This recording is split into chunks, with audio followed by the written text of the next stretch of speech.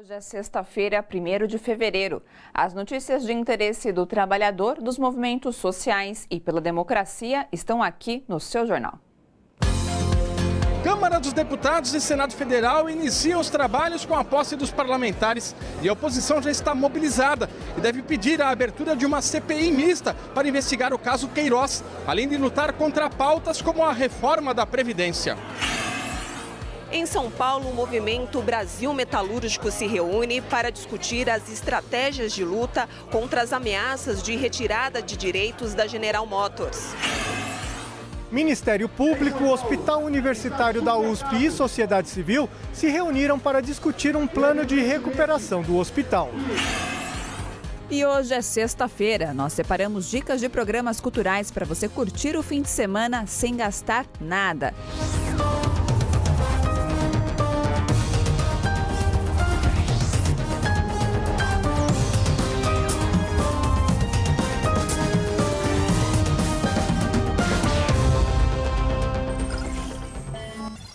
Na tarde de hoje, tomaram posse em Brasília 54 senadores eleitos para o mandato de 8 anos. Na Câmara, a cerimônia foi no período da manhã, com a presença dos 513 deputados federais.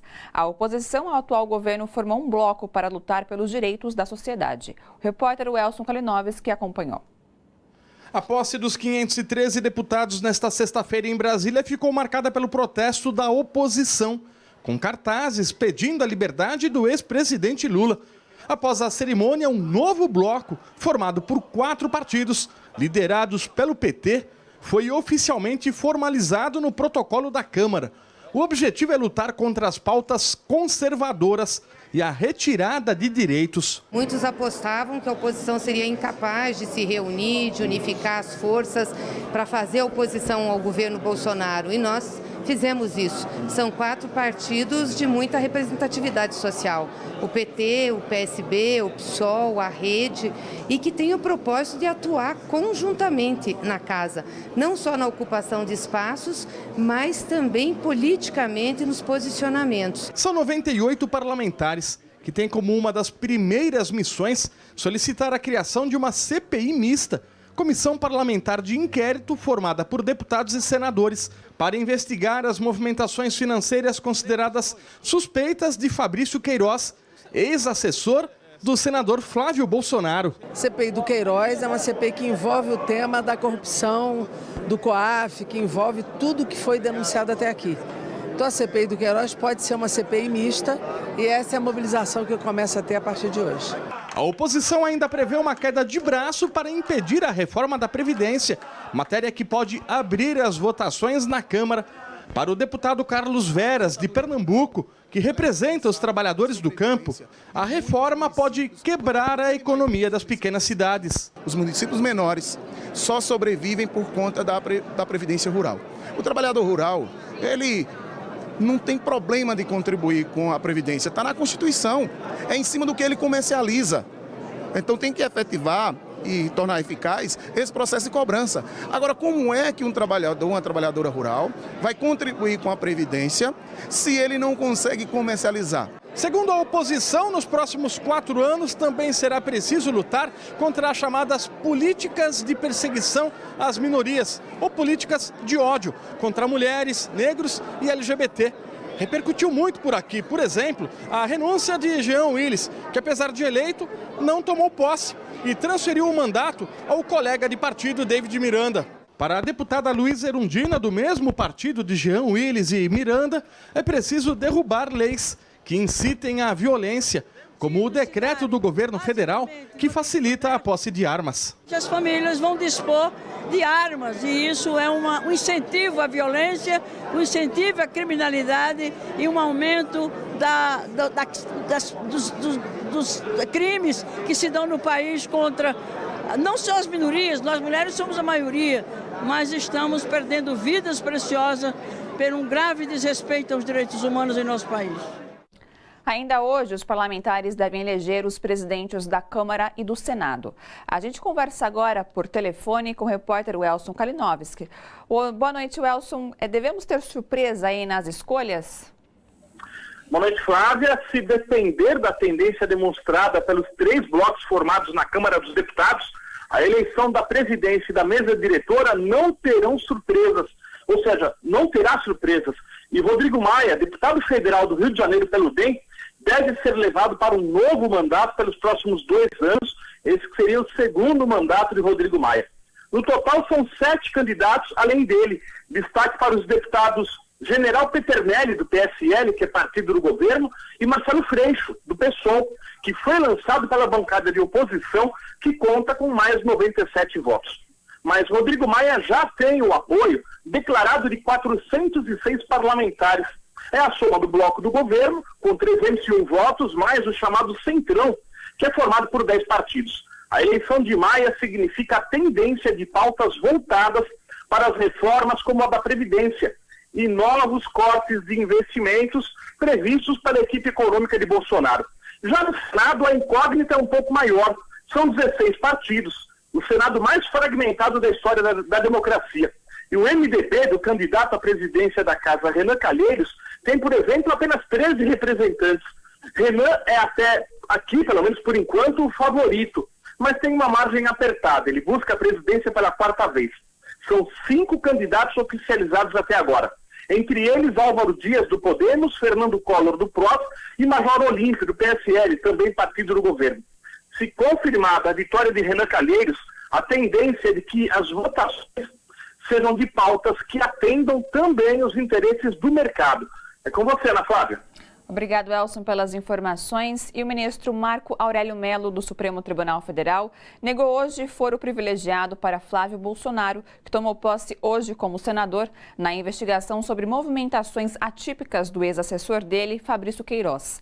O ministro determinou que as investigações sobre essas movimentações, que podem ter chegado a 7 milhões de reais, sejam retomadas pelo Ministério Público do Rio de Janeiro.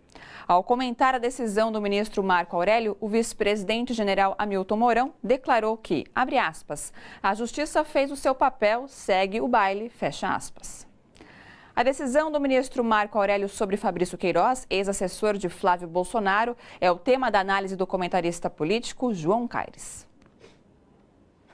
A pedido de Flávio Bolsonaro, filho do presidente Jair Bolsonaro, o ministro Luiz Fux declarou que não se poderia mais investigar Fabrício Queiroz, o que suspendeu as investigações, que ninguém poderia mais investigar o caso, impedindo assim o Ministério Público de prosseguir nas investigações, inclusive de colher o depoimento de Queiroz, que por 4 vezes foi intimado e não compareceu. E mesmo assim, não sofreu nenhum tipo de pressão do Ministério Público, não sofreu nenhum tipo de condução coercitiva, como vimos em outros casos, ou seja, um tratamento todo diferenciado e muito tranquilo. Tivemos, inclusive, direito à dancinha no hospital, que ele fez um vídeo dançando e comemorando no hospital, mas foi ao hospital alegando estar doente, que por isso também não poderia comparecer a um dos depoimentos que o Ministério Público do Rio de Janeiro o convidou. Marco Aurélio colocou que não cabe prerrogativa de foro. Foi isso a questão alegada por Flávio Bolsonaro, o chamado foro privilegiado. Questão essa que ele disse tanto combater na sua campanha. Me parece que foi só da boca para fora. E o mais estranho nisso é que Flávio Bolsonaro alegou, para justificar a suspensão das investigações, isso, que ele foi eleito senador, foi diplomado senador e que ele teria prerrogativa de foro. Ou seja, se envolvendo na investigação, ou no caso Fabrício Queiroz, coisa que o Ministério Público não tinha apontado ainda. Algumas pessoas chegam a dizer que isso é uma confissão de culpa. O juiz Marco Aurélio Mello, analisando o caso, disse que não cabe prerrogativa de foro, até porque o delito para ter a prerrogativa de foro teria que ser durante o mandato de senador, e não foi o caso. O caso agora é que ele é deputado estadual, está assumindo o cargo de senador agora, então não cabe. E que reclamações como essa, porque ele ouviu o Flávio Bolsonaro reclamando, dizendo que o Ministério Público do Rio de Janeiro estava usurpando o poder do Supremo Tribunal Federal, mas que reclamações como essa ele remete ao lixo. Então, esperamos que siga as investigações e queremos saber, né, as respostas, porque até agora essa movimentação financeira de 7 milhões de reais nas contas de Fabrício Queiroz, né, o estratagema de se utilizar funcionários fantasmas, mesmo cheque de 40 mil depositados na conta da primeira-dama, Michele Bolsonaro, não foi explicado. Então esperamos que isso seja explicado, porque por muito menos tivemos um impeachment no Brasil. No Rio de Janeiro, a Justiça decretou a prisão preventiva de 43 suspeitos de integrar uma milícia que atua na capital e em pelo menos 3 municípios da Baixada Fluminense. A juíza Regina Freitas acatou denúncia feita pelo Ministério Público. E novas imagens divulgadas hoje mostram o momento em que a barragem da Vale, em Brumadinho, cedeu. Até o momento, 110 pessoas morreram e outras 238 seguem desaparecidas. A câmera fixada no alto da mina Córrego do Feijão mostra o momento em que a barragem da Vale se rompe. É possível ver no topo do vídeo muita poeira instantes antes da lama surgir à esquerda. No canto direito da tela, carros manobram tentando escapar, mas são engolidos pelo mar de lama. É possível ver neste momento a dimensão do acúmulo de detritos em relação aos automóveis. A Justiça do Trabalho determinou que a empresa Vale mantenha os salários aos parentes e familiares dos trabalhadores mortos e desaparecidos em decorrência do rompimento da barragem em Brumadinho, Minas Gerais. A decisão em caráter liminar também obriga a Vale a pagar as despesas dos funerais, translado e sepultamento de todos os corpos de trabalhadores diretamente contratados pela mineradora e dos que prestavam serviço para empresas terceirizadas. Colombiano naturalizado brasileiro, o ministro da Educação, Ricardo Vélez Rodrigues, não parece ter em boa conta os seus novos compatriotas. Em entrevista à revista Veja, ele chama os brasileiros de ladrões. O ministro disse, abre aspas, o brasileiro viajando é um canibal, rouba coisas dos hotéis, rouba assentos salva-vidas do avião, ele acha que sai de casa e pode carregar tudo, fecha aspas. Na mesma entrevista, o colombiano Vélez Rodrigues disse também que vai acabar com cotas e com a universidade pública. Argumentou que em nenhum país do mundo a universidade é para todos e repetiu a ideia de que cursos superiores são apenas para uma elite intelectual. Ao comentar a entrevista, Miguel Nicoleles, um dos cientistas brasileiros mais respeitados do mundo, observou que em qualquer país medianamente civilizado e democrático, as declarações do ministro da Educação seriam suficientes para que ele fosse demitido, já que insultou todos os brasileiros. Depois do intervalo, trabalhadores do setor automotivo se unem contra a ameaça da General Motors. A gente volta já.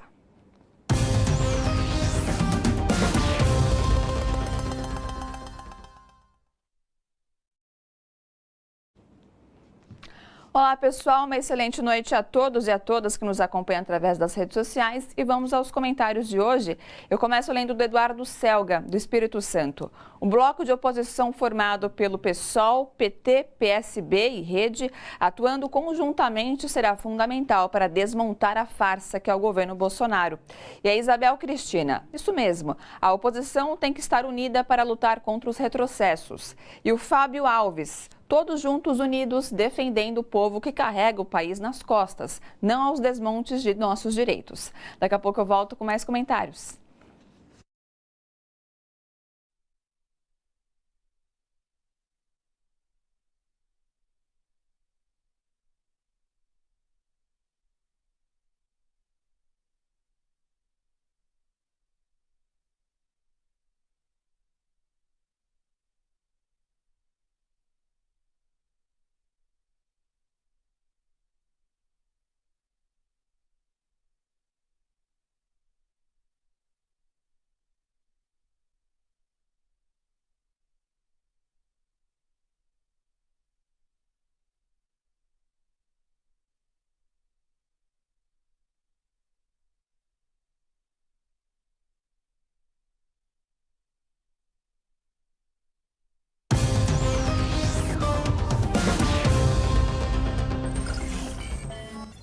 Representantes do Movimento Brasil Metalúrgico, que reúne sindicatos, federações e confederações, se reuniram no Sindicato dos Metalúrgicos de São Paulo para discutir o futuro dos trabalhadores da GM.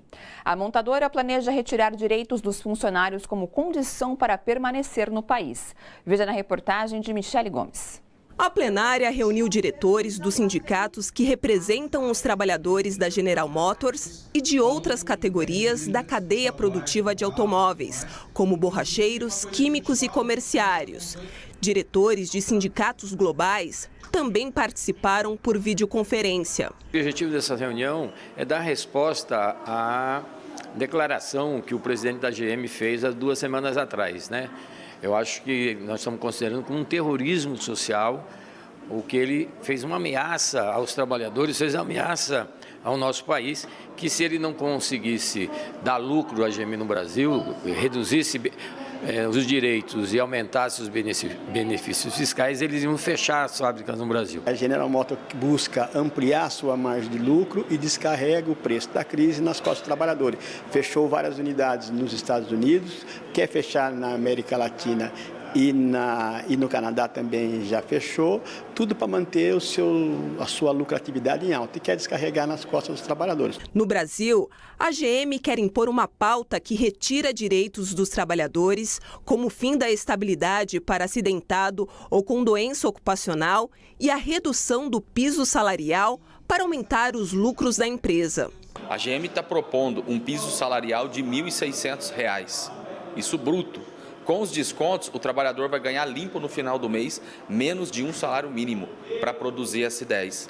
E é contraditório o que a GM apresenta, porque a GM é líder de mercado em todo o Mercosul. Essa manobra da GM vai tirar emprego, vai tirar salário, vai tirar direito, e isso vai afetar o Brasil. Afetando o Brasil, vai afetar todos os serviços públicos, na cadeia produtiva vai gerar desemprego, então é a luta de todos e todas. O vice-presidente do Sindicato dos Metalúrgicos de São Caetano do Sul destacou que os funcionários não vão aceitar a pressão e aprovaram hoje em assembleia não participar mais das reuniões com a empresa. Nós teríamos uma reunião hoje, já estava agendada com a direção da GM, às 9 horas da manhã, mas o trabalhador referendou que o sindicato não participe. Fizemos algumas reduções para que a empresa pudesse estar competitiva no mercado de trabalho. E não vamos agora rasgar esse acordo que nós fizemos e fazer um novo acordo em cima. Para combater os ataques da multinacional dos Estados Unidos, que é líder de mercado no Brasil, os sindicalistas aprovaram realizar ações globais para defender os direitos dos trabalhadores e ainda propuseram a construção de um acordo de trabalho coletivo nacional. Acreditamos de fato de que esta é uma proposta que resolve, que cria um guarda-chuva para todos os trabalhadores. O problema aí na discussão nossa aqui é que a gente só tem como proposta criar um grupo, né, em que a gente possa, de fato, junto com juristas, dirigentes das várias categorias, a gente elaborar uma proposta concreta e dar divulgação a ela. Falar, ó, o contrato coletivo para a gente é isso, ele tem esses princípios, tem essas propostas e é isso que a gente quer discutir. Já em São José dos Campos, no interior paulista, metalúrgicos da GM atrasaram a produção em protesto contra o plano da montadora. Cerca de 2.500 trabalhadores do primeiro turno da planta entraram 1h30 mais tarde no trabalho nesta manhã. A categoria se reuniu em assembleia para discutir as negociações em andamento com a GM, que anunciou a reestruturação da unidade. A montadora recuou na tentativa de aumentar a jornada de trabalho de 40 para 44 horas semanais e aplicar a jornada intermitente, prevista na reforma trabalhista. A GM insiste em reduzir o piso salarial, congelar os salários, terceirizar atividades e acabar com a estabilidade no emprego para lesionados. Os trabalhadores lutam contra a retirada de direitos. E para falar sobre a situação da GM, eu converso com o professor da Escola de Eds e Ciências do Trabalho, Fausto Augusto Júnior. Boa noite, Fausto. Bem-vindo aqui nesta noite de sexta no seu jornal. Mais uma vez. Fausto, a GM pode simplesmente alterar um acordo sem anuência do sindicato também dos trabalhadores? Não. Por isso que ela está pressionando desta forma, ou seja, ela impõe uma ameaça de retirada da fábrica. Faz uma chantagem, e aí né? manda todo mundo embora. tirar a fábrica do Brasil em troca de, se não fizer isso, em troca de manter uma modificação do acordo. Quer dizer, é um claro movimento de chantagem nesse processo de rebaixamento do conjunto dos direitos. Então ela precisa do acordo com o sindicato, mesmo com a reforma trabalhista, para fazer boa parte do que ela está propondo. Ela está propondo um conjunto de quase 30 itens de alteração da contratação coletiva. Então acho que esse é o primeiro dado. Né? Mas não é só isso. Ao mesmo tempo, ela também começa um movimento de pressionar os diferentes governos para ter incentivos tributários. Né? E um dos focos deles, já está claro que aqui em São Paulo, é a reversão de crédito tributário que ele tem de ICMS. E é isso que está sendo negociado com o governo do Estado, né, imediatamente. Então, há créditos tributários já há algum tempo no conjunto das montadoras e eles querem parte desse crédito tributário imediatamente. Então, são questões colocadas muito claramente agora. Então, a discussão está muito menos na questão do IPI que a gente viu lá atrás e muito mais interligada à questão do ICMS. E, ao mesmo tempo, coloca a questão do trabalhador no meio. Você acredita que eles estão usando aí a reforma trabalhista para ganhar lucro e, na verdade, retirar os direitos dos trabalhadores ao mesmo tempo? Eles querem baixar o custo. Os trabalhadores, né? Eles querem baixar o custo da mão de obra, ou seja, qualquer custo é custo, eles querem retirar custo, quando reduz o custo, aumenta a lucratividade. A GM alega que ela tem tido prejuízos na América Latina e principalmente no Brasil. Agora, este é um dado complexo, porque como as montadoras não publicam seus balanços aqui no Brasil, nós não temos essa informação clara. Não há transparência do conjunto, não é só da GM, não há transparência do conjunto das montadoras aqui no Brasil, uma vez que elas são limitadas, elas não são mais SEAs, não têm capital aberto, então elas não têm obrigação da publicação do seu balanço e elas não publicam, então nós não temos certeza se ela tem prejuízo ou tem lucro. O que é de estranhar é porque a GM é líder do mercado. Sim. Então, assim, há de se pensar que se ela não tem lucro hoje, ela certamente já teve ou terá. Né? Ela fez um movimento muito claro de reposicionamento de marca, ou seja, ela fez algumas opções, inclusive de investimento, para se colocar no topo da venda no mercado do Brasil. Bem, isso tem um custo e ela certamente está querendo jogar esse custo em grande medida para cima dos trabalhadores ou dividir parte com o governo. E Fausto, que relação você acredita que isso tem com a questão da reestruturação global que a montadora anunciou no finalzinho do ano passado em países como os Estados Unidos, Canadá? Qual é a sua análise diante a isso? Bem, aí é uma análise muito maior. O setor automotivo está sim em transformação. Está em transformação porque a questão do meio ambiente está colocada, e aí principalmente a Europa, acho que isso é um dado, mas não é só isso. O processo de uberização também tem questionado o automóvel como grande produto aí do capitalismo. Então a gente vai ver alterações certamente nesse segmento. O que a gente já espera acontecer é um processo muito acentuado de centralização. Deve ter grandes empresas e fusão dessas grandes empresas. Um exemplo disso é esse acordo recente entre Volkswagen e Ford para desenvolver. É claro que não é uma fusão, é um acordo de parceria, mas isso é um pouco indicativo que a gente deve ver para frente no setor automotivo.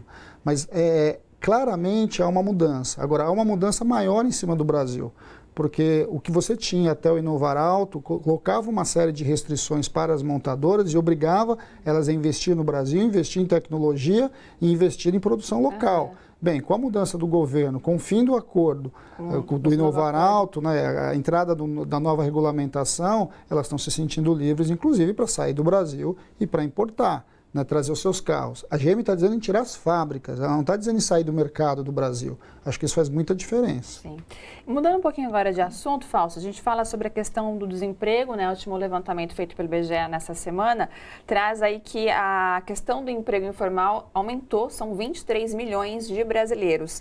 Você acredita que o mercado de trabalho com a carteira assinada ela vai desaparecer? Não, mas é uma tentativa clara disso. Né? A gente não sabe o que virá de flexibilização do mundo do trabalho. O atual governo tem falado em equiparar o trabalhador formal assalariado ao trabalhador informal. Agora, o que está mais claro é que o mercado de trabalho ainda está frio. Está muito claro que existe... A recuperação está bem lenta. Ela é muito lenta e ela vem pelo lado muito ruim, que é o lado da informalidade. Mas o que chama mais atenção nesse dado, que fechou os dados de 2018, é que você tem 4 milhões e 700 mil trabalhadores em situação de desemprego por desalento. Ou seja, o sujeito desistiu de procurar o trabalho.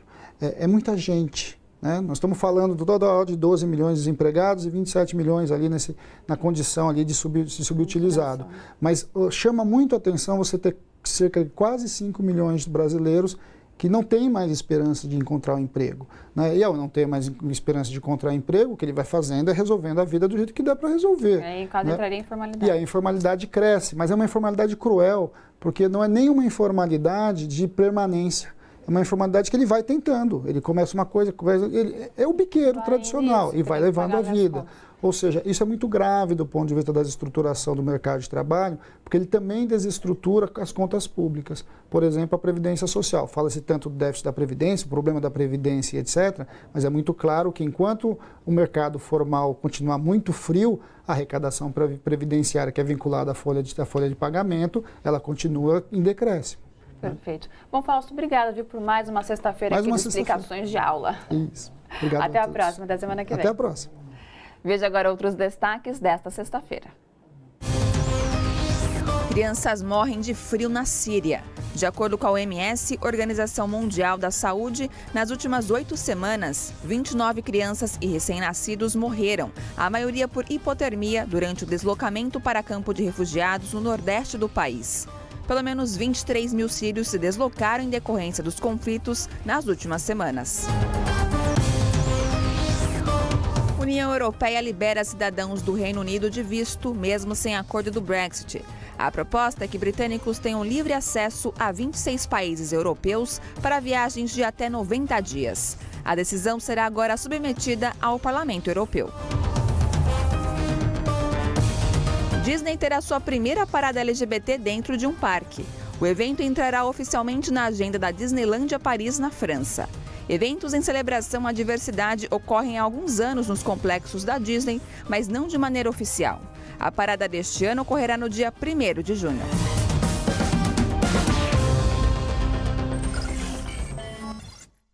Se o Brasil não respeitar os limites de agrotóxicos nos grãos estabelecidos pelas autoridades russas da saúde, a Rússia poderá suspender a importação de soja brasileira. O comunicado foi enviado pelo Serviço de Vigilância Veterinária da Rússia ao Ministério da Agricultura do Brasil. Os russos pedem à ministra Tereza Cristina que tome providências urgentes. A Rússia é o 5º maior importador da soja brasileira, atrás de China, Espanha, Holanda e Irã. O Brasil é o maior importador de agrotóxicos do mundo e utiliza vários produtos proibidos, considerados veneno em grande parte do planeta. A Embaixada do Brasil na Alemanha foi pichada durante a madrugada e teve vidraças quebradas. O ato é tema do comentarista internacional Flávio Aguiar. A Embaixada do Brasil em Berlim foi atacada no meio da madrugada com barras de ferro e tinta vermelha e preta. Segundo a polícia, citando testemunhas, 4 pessoas se aproximaram da embaixada por volta da 1 da madrugada, hora local, e passaram a atacar as vidraças, quebrando 16 delas. Além disso, jogaram tinta vermelha com spray na fachada e balões carregados com tinta preta em outras janelas laterais. A polícia estimou os prejuízos materiais em 100 mil euros. Ninguém saiu ferido. Esse é o segundo episódio desse tipo depois do começo do ano. Nos primeiros dias de janeiro, as vidraças da embaixada amanheceram pichadas com os dizeres "Lutaremos contra o fascismo no Brasil", em grandes letras brancas. Até o momento, ninguém assumiu a responsabilidade pelos protestos. Recentemente, a Embaixada do Brasil na Nova Zelândia foi ocupada por um grupo de ativistas contrários ao novo governo de Jair Bolsonaro, sem qualquer dano. Em maio de 2014, um grupo de pessoas, também durante a madrugada, atacou as vidraças da embaixada com pedras, quebrando várias delas, em protesto contra a realização da Copa do Mundo de Futebol no Brasil, segundo um manifesto sem assinatura que circulou na internet naquela ocasião. Agora, em fevereiro deste ano, ocorreram protestos semelhantes em Berlim contra instalações e veículos da Amazon. Uma loja da empresa teve suas vidraças quebradas e também pichadas, e 3 veículos dela foram incendiados. Não se sabe se há alguma ligação entre estes atos. Flávio Aguiar para a TVT, direto de Berlim. A tentativa de Trump de tirar do poder o presidente da Venezuela marcou o início de uma nova estratégia para os Estados Unidos exercerem maior influência sobre a América Latina, segundo funcionários do governo. A notícia não é de nenhum jornal de esquerda, mas do insuspeito Wall Street Journal. Ainda de acordo com a reportagem, além de Nicolás Maduro, o governo americano também está de olho em Cuba. O objetivo seria romper os laços que ligam a Venezuela a Cuba e afundar os regimes em ambos os países, diz o jornal americano. O mundo tem vivido situações extremas em relação ao clima. Enquanto no hemisfério norte o frio tem provocado temperaturas de menos 40 graus negativos, no sul tem convivido com os dias mais quentes da história, acima dos 40 graus. Nos Estados Unidos, cerca de 14 estados do centro-oeste e do leste estão em alerta devido ao vórtice polar que lançou uma onda de frio que já causou a morte de pelo menos 21 pessoas. Em algumas localidades, como Dakota do Norte, a sensação térmica chegou a menos de 56 graus negativos. Já na Austrália, a onda de calor recorde, até 14 graus acima da média, tem provocado aumento da procura no setor de urgência dos hospitais. Procurando por um ponto final na interminável crise do Hospital Universitário da USP, o Ministério Público do Estado de São Paulo convocou uma audiência para hoje. O reitor da universidade, moradores, movimentos e sindicatos foram convidados para a audiência. A intenção era achar uma solução para o restabelecimento pleno do atendimento do Hospital Universitário. Shirley está indignada. Reclama que não falta dinheiro, mas o Hospital Universitário da USP, na zona oeste de São Paulo, trabalha com apenas 40% da capacidade. É pouco para uma região que tem 500 mil moradores e nenhum hospital público. Imagina se o Butantã fosse uma cidade cujo único hospital foi fechado. Essa é a situação do Butantã. Então, assim, é um hospital que além de atender a região do Butantã, atende as cidades vizinhas, a gente não tem mais para onde ir. Tem pequenos pronto-atendimentos ou tem que ficar migrando para outras áreas da cidade, porque o Butantã não tem mais pronto-atendimento de um hospital público. O hospital universitário vem sofrendo desmonte a partir de 2013. Para se ter uma ideia, o quadro de funcionário, perdemos 406 funcionários. Está funcionando com 40% da sua capacidade de atendimento. Passamos de 17 mil atendimentos para 6 mil atendimentos. Esse é o único hospital público da região do Butantã. É um hospital escola que também é extensão universitária, tá certo? De formação dos estudantes de 7 especialidades. Ele funciona como um hospital que ensina os alunos através da assistência à população, então ele tem esse caráter duplo. E a nossa formação ela é muito baseada, né, nessa assistência, porque apesar de a gente ter o complexo HC, que a maior parte da população conhece, esse é um hospital terciário, quaternário, em que tem transplantes, em que ele é muito mais especializado. O HU ele tem assistência que a gente conhece mais, está mais próximo à realidade. Ele é atenção secundária, em que a gente vê o que normalmente a gente acompanha nas emergências, em que são a maior parte e o grosso do atendimento que a gente tem à população. Para discutir um plano de recuperação, representantes do Ministério Público de São Paulo, do Hospital Universitário e da sociedade se reuniram hoje. O encontro não pôde ser registrado por determinação da direção do hospital.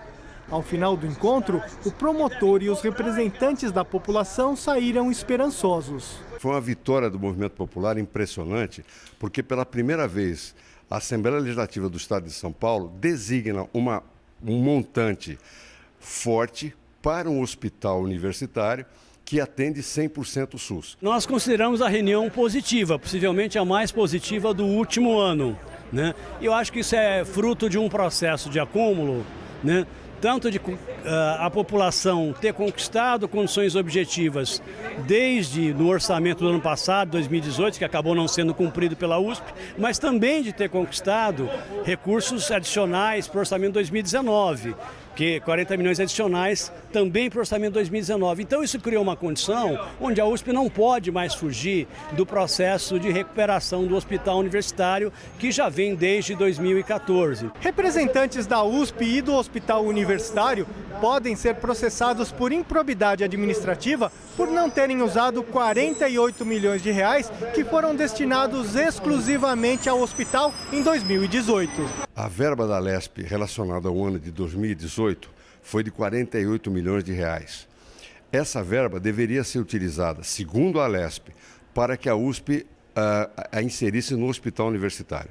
O que fez a USP? Não destinou uma verba única, nenhum único centavo para o hospital universitário, pegou esse dinheiro que veio dos royalties e entregou para a assistência social dos seus funcionários. A lei federal exige que o dinheiro dos royalties seja, grande parte deles, para a saúde e educação, não para a previdência social. Então nós estamos discutindo, junto com os colegas do patrimônio público, o que fazer com esse passado, que não há mais possibilidade de pegar esse dinheiro e jogar na USP. Então, há improbidade ou não há? Nós estamos discutindo, pensando, verificando o que vamos fazer com essa questão.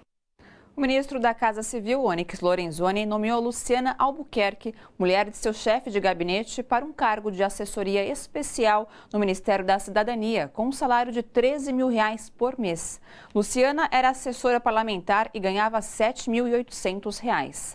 Na campanha presidencial, Jair Bolsonaro prometia acabar com privilégios nas indicações na máquina pública. No mês passado, Rossel Mourão, filho do vice-presidente general Hamilton Mourão, foi promovido a assessor especial da presidência do Banco do Brasil e seu salário passou de R$ 12 mil para R$ 36 mil por mês.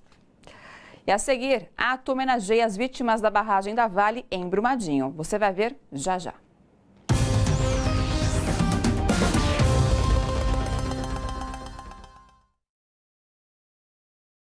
Olá pessoal, de volta com seus comentários. Eu leio da Lia Ribeiro de Souza. Um estrangeiro como ministro da Educação no nosso país já é um desaforo e nos insultando. É demais. Até onde vamos aguentar? E o Carlos Alberto dos Santos, triste cena desse crime ambiental. Verdade. E a Fátima Vaz, de Salvador, Bahia. Começou o desrespeito com os trabalhadores brasileiros. Esse governo autoriza tudo de ruim para o Brasil. Daqui a pouco eu volto com mais comentários. Não saiam daí.